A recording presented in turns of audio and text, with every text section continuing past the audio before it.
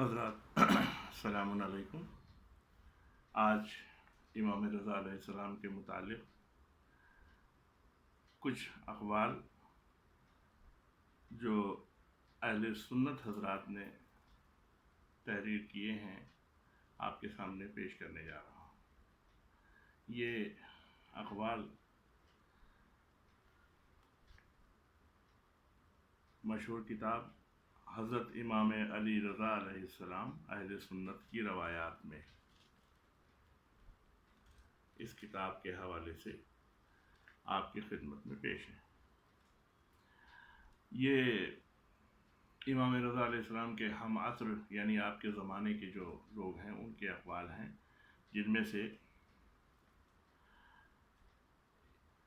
एक कौल हसन बिन हानी मारूफ ब अबू नवास, जो अरबी का एक बहुत मशहूर शायर है और ये इमाम रज़ा अलैहिस्सलाम के ज़माने में मौजूद था।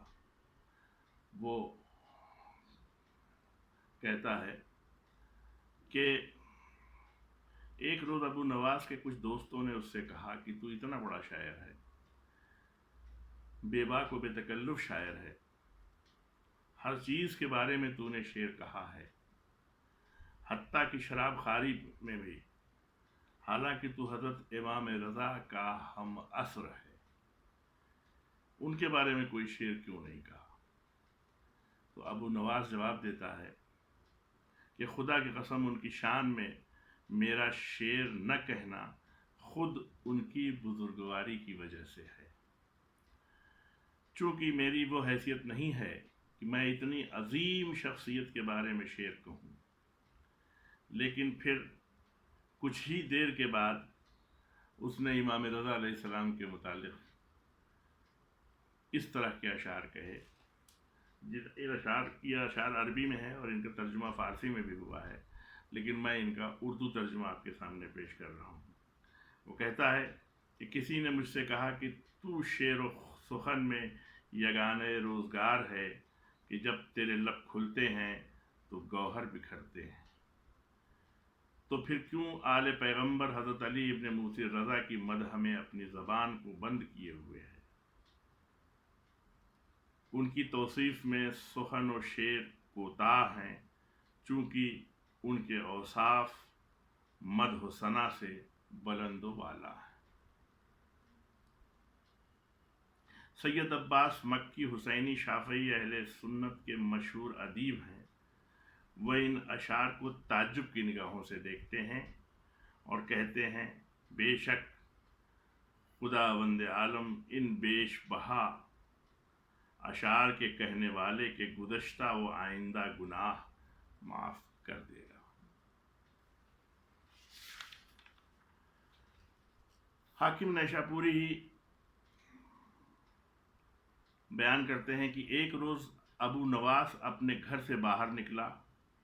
उसने देखा कि एक सवारी उसके साथ साथ कुछ फासले पे चल रही है, लेकिन उसका चेहरा उसे नज़र नहीं आ रहा था। अबू नवास करीब गया और उसने पूछा कि आप कौन हैं।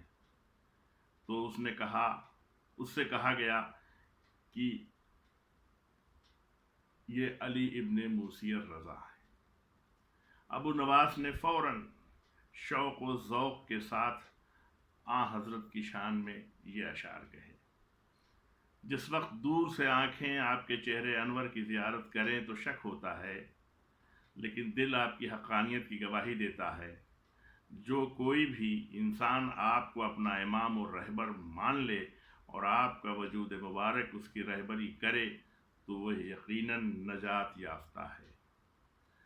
मनक़ूल है कि एक रोज़ अबू नवास मामून के पास आया, इमाम रज़ा की खिदमत में हाजिर हुआ और अर्ज़ की, ए फ़र्ज़ंद रसूल, मैं कुछ अशार आपकी शान में कहकर लाया हूँ, मैं चाहता हूँ कि वो आपको सुनाऊँ। इमाम ने फरमाया, पढ़ो। अबू नवास ने इस तरह अशार पढ़े। वो हज़रात पाक व पाकीज़ा और पाक दामन हैं जिन्हें कहीं भी उनका ज़िक्र खैर हो उन पर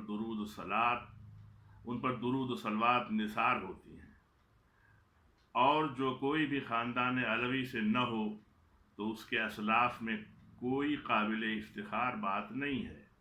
جب خداوند عالم نے نیک و اچھے افراد کو خلق کرنے کا ارادہ کیا تو آپ کے خاندان کا انتخاب فرمایا۔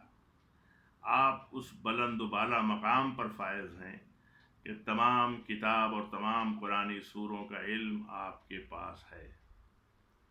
ان اشعار کو سننے کے بعد حضرت امام رضا علیہ السلام نے ان اشعار کی توثیق فرمائی اور 300 دینار اس کو عطا فرمائے۔ تو مدح امام میں اگر کسی نے بھی ایک شعر کہا تو امام اپنے ذمے کچھ باقی نہیں رکھتے، اس کو فوراً اس کا ہدیہ دے دیتے ہیں، اور امام نے بھی اس شعر کو سننے کے بعد ابو نواس کو 300 دینار مرحمت فرمائے۔ انشاءاللہ آگے مزید امام رضا علیہ السلام کے سلسلے میں گفتگو ہوتی رہے گی۔ خدا حافظ، السلام علیکم۔